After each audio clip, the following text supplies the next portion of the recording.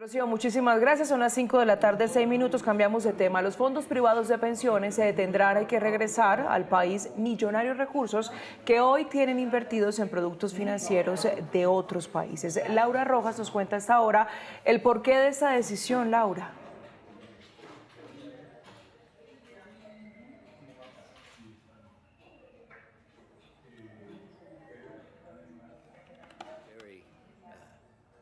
Ya vamos a restablecer la comunicación con Laura Rojas para que nos cuente precisamente lo que hay detrás de la decisión, lo que representa también en materia de recursos que serán devueltos para nuestro país para garantizar también la inversión. ¿Cómo serán invertidos cerca de 100 billones de pesos del ahorro pensional? Laura Rojas, con los detalles. Laura. Sí, señora, mire, Alejandra, las razones que da el gobierno nacional es que esa platica que se invierte en el exterior de los ahorros pensionales de los colombianos, pues es mejor traerla al país e invertirla en proyectos que pueden ser en educación, en infraestructura, en minería, en agricultura, porque en este momento, explicaba el superintendente financiero, pues el país necesita liquidez. ¿Cómo funciona actualmente? El 50% de las inversiones pues está en el extranjero y el otro 50% aquí en Colombia. Según ese borrador de decreto, lo que busca a 5 años es que ya no sea esa inversión del 50% en el extranjero, sino del 30%, es decir, que de 30-70% en este caso en Colombia. Lo que dice también el superintendente financiero es que esto ayudaría pues a ese aparato productivo en el país y podría mover la economía y que es positivo para todos. Sin embargo, pues hay algunos analistas, incluso desde la Bolsa de Valores, le preocupa de lo que puede pasar del otro lado para las personas pues que invierten sus ahorros en los fondos privados de pensiones y que se les puede pues reducir esas inversiones o más bien ese dinero que invierten, entonces pues que tampoco sería beneficioso para las personas que meten su dinero. Bueno, y sobre todo, Laura, también en qué se va a invertir, precisamente esa es la pregunta, ese dinero que se traería del exterior.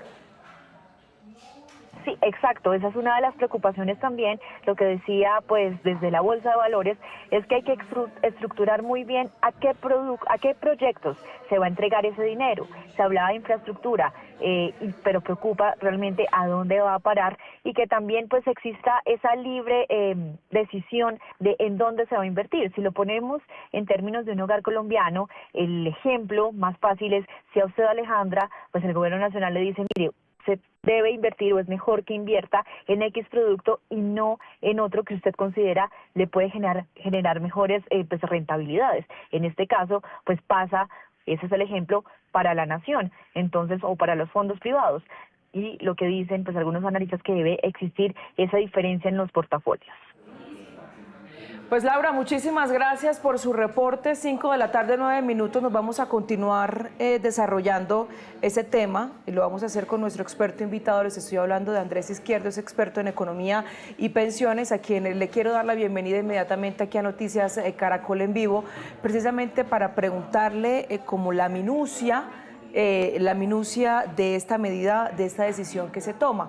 Primero, y si le parece, comenzar explicando, antes de que entremos a hablar de las cifras, de los porcentajes, de lo que va a pasar, de la cantidad de dinero y de cómo se va a invertir, de cómo operan estos fondos de pensiones privados y de qué manera uno, como ahorrador de sus pensiones, ve esos rendimientos a los que hacen referencia.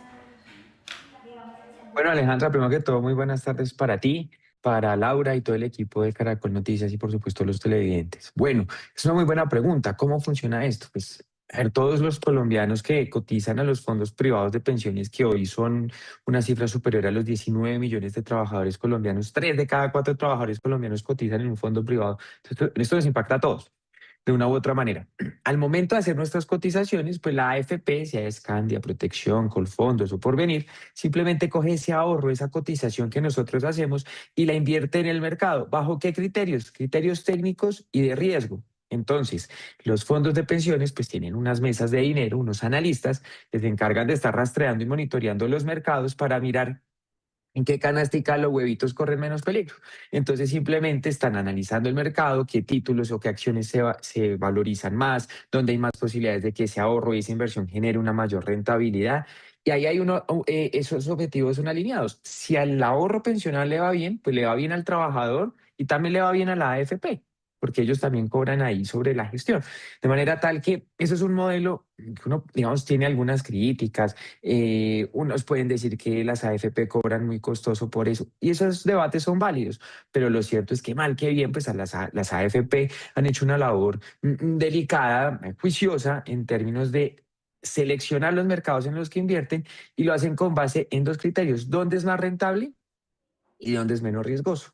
Este decreto lo que pretende es que ya las AFP no decidan solo por esos criterios técnicos, sino por unos topes que el gobierno ahora digamos, se saca debajo de la manga a través de este decreto, y el decreto no nos dice por qué. Entonces baja del 50 al 30, perfecto, pero ¿por qué?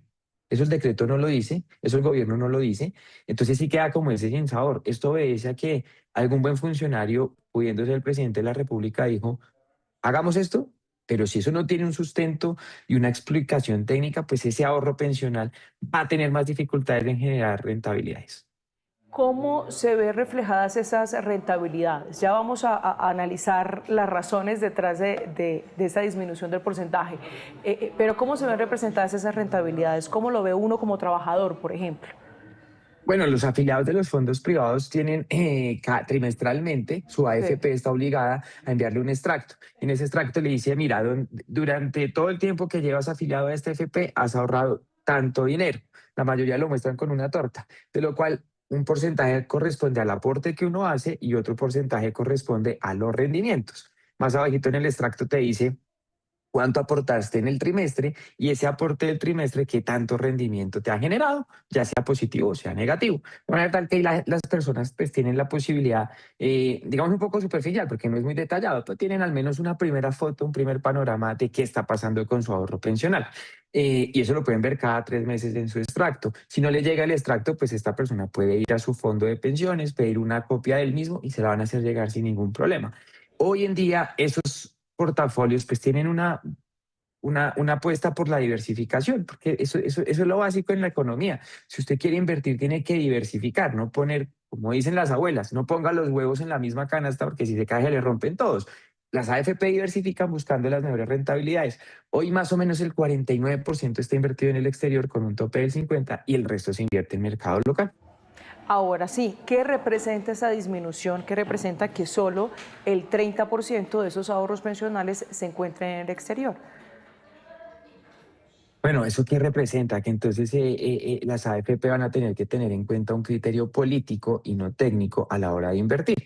Entonces, este decreto lo que le dice a las AFP es: mire, ustedes, señores de las AFP, tienen el 50% del ahorro que administran en el exterior, pero ahora yo dispongo, porque se me ocurrió, que ese 50 baje al 30%, de manera tal que las administradoras hoy tienen más o menos 240 billones invertidos afuera.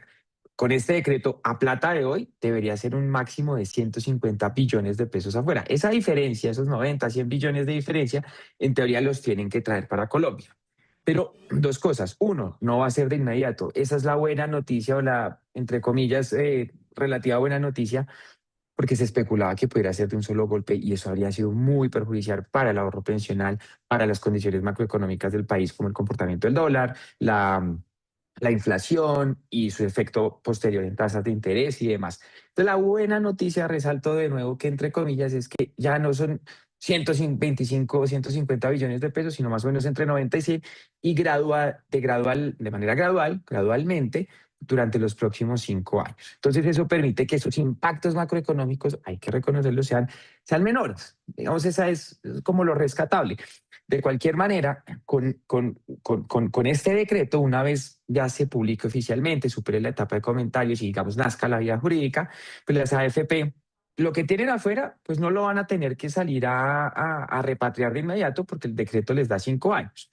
Pero los flujos, y ahí es donde yo sí quiero llamar la atención, los flujos son las cotizaciones que mes a mes hacemos todos los colombianos para aportar, cuando hacemos el aporte a pensión como independientes o como trabajadores formales con una relación laboral. Esos aportes, esos flujos sí van a tener un cambio. ¿Por qué? Porque hoy la AFP lo recibe Y de cada 100 pesos que recibe, pues ellos determinan dónde, según las condiciones de mercado, del momento en que reciben ese aporte, cómo están, y entonces invierten una parte en el extranjero, otra parte en Colombia. Y cuando hablo del extranjero, no solo es Estados Unidos, Europa, Brasil, México, es decir, es un portafolio bien diversificado. Con esto, entonces, como ya el tope está en el exterior del 50%, pues yo me temo que lo que las AFP van a tener que hacer es invertir ese 100% de los recaudos o de las cotizaciones en el mercado local. Y ahí viene la pregunta. El decreto puede tener una muy buena intención de que la plata se quede en Colombia y apalanquemos la economía nacional. Eso es de ley y se escucha bien, pero ¿en dónde? ¿Dónde vamos a invertir eso? ¿En economía popular? ¿Qué es la economía popular?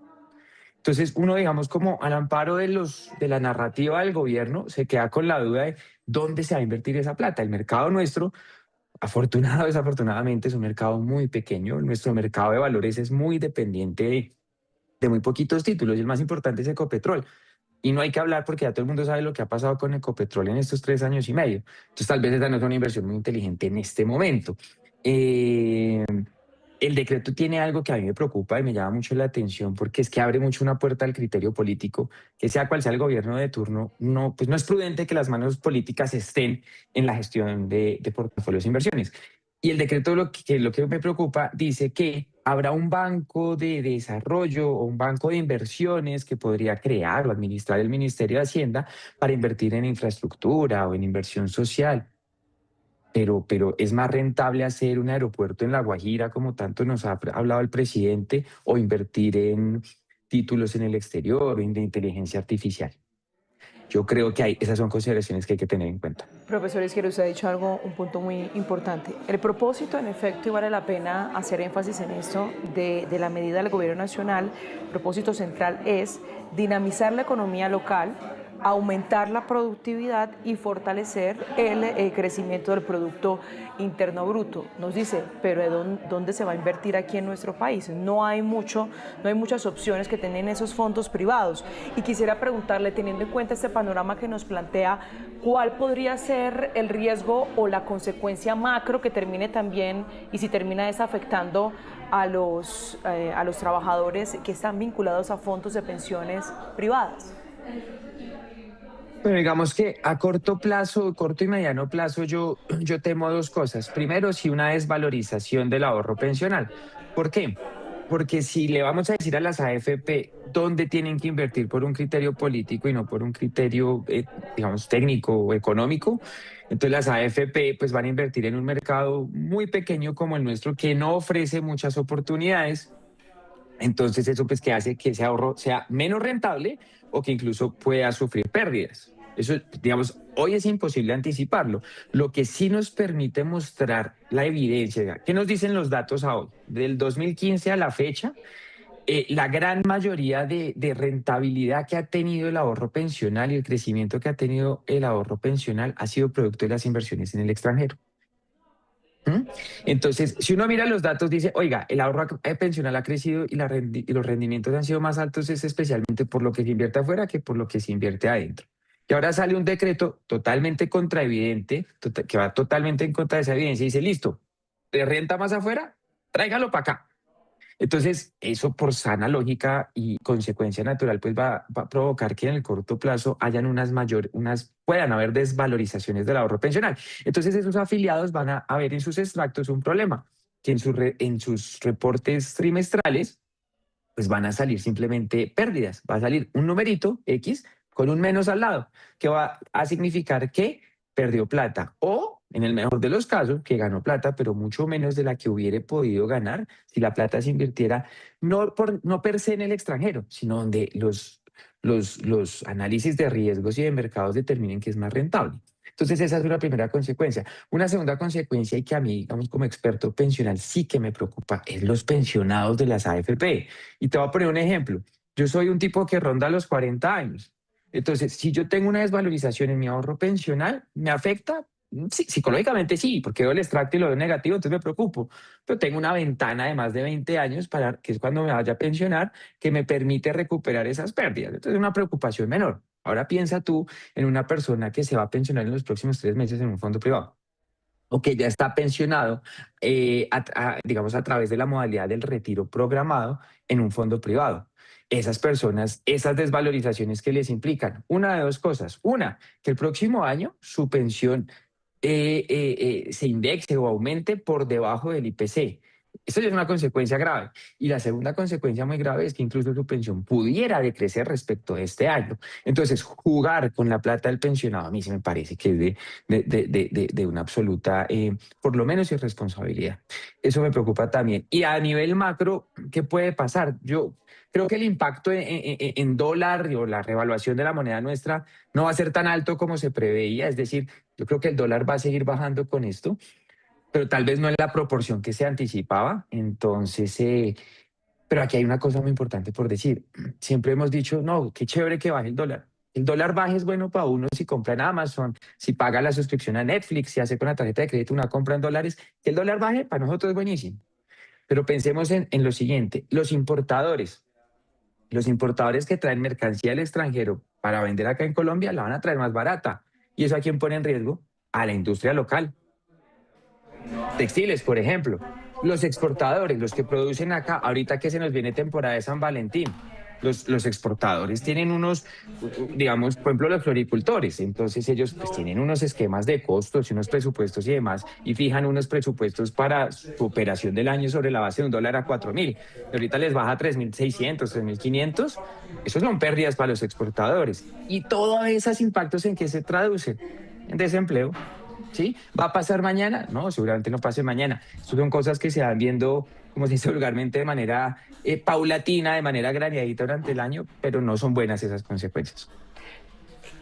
Con base en los escenarios que usted plantea para el trabajador que aún está cotizando su pensión en un fondo privado de pensión, para el pensionado, ¿cuáles serían las recomendaciones teniendo en cuenta este escenario?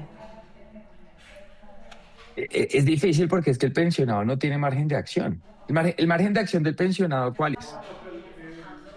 Uno, paciencia, la del Santo Job, y esperar que el impacto sea bajo, primero, y segundo, de corto plazo. Y la segunda alternativa que tiene el pensionado, pues es contratar una renta vitalicia que lo blinda de los riesgos del mercado. Pero ahí viene otro problema y otra discusión. Y es que el 31 de diciembre, mientras los colombianos nos poníamos la pinta para celebrar el Año Nuevo, el gobierno nos expidió un decreto absolutamente lesivo también en materia pensional. Y es el decreto que cambió la lógica y las dinámicas de las rentas vitalicias. Las rentas vitalicias es un seguro de pensión, por medio del cual la industria aseguradora, eh, digamos, a través de la renta vitalicia, toma el pago de las pensiones de los pensionados, valga la redundancia, de los fondos privados, y ellas asumen el riesgo extra longevidad, el riesgo moral, el riesgo extrajudicial, el riesgo moral, y el riesgo de mercados, y simplemente garantizan que la mesa del pensionado, pase lo que pase, siempre va a ser la que le hayan determinado y que crezca el IPC. Como la lógica de las rentas vitalicias, que es otro decreto, cambió, entonces lo que va a pasar con ese decreto es que las rentas vitalicias se volvieron un producto financiero más costoso. Y cuando un producto se vuelve más costoso, pues son cada vez menos las personas que lo pueden adquirir, o en este caso contratar. Entonces, lo que se espera es que puedan haber menos contratación de rentas vitalicias. Entonces, en el corto plazo la consecuencia la tiene que asumir el pensionado y no tiene mayor campo de acción. Y en el largo plazo se va a crear una bomba pensional que pagamos todos porque finalmente el Estado es el garante financiero de todas las pensiones del país, ¿no? Entonces son decretos que además no son, digamos, consecuentes con la reforma pensional, que si bien no ha entrado en vigencia, pues la reforma pensional es una iniciativa del gobierno. Entonces uno esperaría que las intenciones normativas y las acciones del gobierno en materia pensional por lo menos se correspondieran con esa reforma. Y acá yo quiero decir otra cosa. Yo no sé si es que el gobierno sabe o prevé que la reforma pensional se va a caer, pero este decreto que salió ayer es totalmente contrario a la reforma pensional. Y si la reforma pensional entra en vigencia, este decreto pierde toda validez. ¿Cuál es el sentido de hacer eso? Yo no lo entiendo. Bueno, y mientras encontramos las respuestas y esperamos, por supuesto, que transcurran los días y saber qué pasa, qué ocurre, usted nos planteaba, y con eso quiero cerrar, un escenario casi que sin opciones o con muy pocas frente a la inversión local, Y ellos dentro de este decreto están, por ejemplo, y quiero ponerlo a consideración suya, proponiendo proyectos o inversión en proyectos públicos y privados. Se habla incluso de un banco de proyectos para el ahorro pensional y están determinando algunos sectores como la infraestructura y obras civiles, construcción y vivienda, energía y transición energética, y habla también de distintos sectores productivos. ¿Qué piensa al respecto de esto? No me gusta por una sencilla razón, porque es que el ahorro que hacen los trabajadores con mucho esfuerzo mes a mes para constituir un capital para pensionarse, pues no tiene que estar sujeto ni expuesto al riesgo político o a la voluntad del político gobernante de turno. Porque es que el gobernante tiene su periodo de una fecha de caducidad, pero las consecuencias de sus decisiones las asume el ciudadano a pie. Entonces, no estoy de acuerdo. Y quiero poner un ejemplo, porque tú tocas, con base en lo que dice el gobierno, el tema de energía. Entonces el ahorro pensional va a cubrir la deuda gigante que tiene el gobierno nacional con los operadores y prestadores de servicio de energía en Colombia. Entonces, el ahorro pensional va a servir para que el gobierno pague las deudas que no se le antojó pagar en estos 3 años. Entonces, nos toca a los colombianos meternos la mano al bolsillo de nuestro futuro y sacrificar o poner en riesgo nuestras pensiones para cubrir las irresponsabilidades del gobierno actual. A mí eso me parece sumamente peligroso, me parece irresponsable y me parece un poquito, por favor, te pido mil disculpas, pero hasta me parece cínico, ¿sabes? Porque es que el colombiano en materia pensional no tiene más que este ahorro. Y nosotros en Colombia tenemos serios problemas pensionales, muy serios, porque tenemos más de 500 billones de pesos ahorrados de pensiones. Y lo cierto es que, aunque es el ahorro público más grande en la historia del país, es insuficiente para las necesidades pensionales que va a tener el país en las próximas décadas. Y el gobierno está que busca la manera de meterle mano a eso. A mí me parece que eso no es prudente, me parece que eso no es responsable. En infraestructura, pues es lo que yo te decía ahorita, las AFP invierten en Colombia desde el día cero de operación de los fondos privados de pensiones, que fue el 1 de abril del 94. Las AFP llevan 32 años invirtiendo en Colombia. No el 100% del ahorro, pero las AFP invierten en todo lo que genera economía en este país. Han invertido en infraestructura. Y yo sí tengo que decirlo acá y me da mucha pena. Pero en la campaña de 2022, en esta campaña que hubo para, digamos, desacreditar un poco a los fondos privados de pensiones, una de las banderas del sector político que hoy gobierna era su ahorro pensional se invierte en puentes que se caen y mostraban el Chirajara. Yo no sé si se acuerden. Y eso lo mostraban como el ejemplo a no seguir. Y hoy están diciendo, no, venga, cojamos esa plata para invertir en infraestructura. Entonces, ¿dónde está la coherencia? Entonces, yo sí digo una cosa, está bien invertir en infraestructura, está bien en invertir en proyectos que permitan apalancar la economía nacional y hacerla crecer, eso me encanta, pero que no sea por orden del gobierno, sino porque los números y la evidencia demuestren que eso es más rentable que invertir, por ejemplo, en inteligencia artificial en Silicon Valley. Porque al final el colombiano, ¿qué es lo que ahorre pensión? ¿Qué le importa? Que la plática que ahorre le alcance y le permita un día pensionarse. Pues ahí está entonces, usted nos deja de verdad muy preocupados, o por lo menos los usuarios que están planteando a esta hora preguntas a propósito de eso. Nos podríamos quedar largo hablando y resolviendo inquietudes, pero por lo pronto el panorama que nos plantea el profesor Izquierdo, experto en el tema, es bastante preocupante. Pero pues agradecemos precisamente su punto de vista.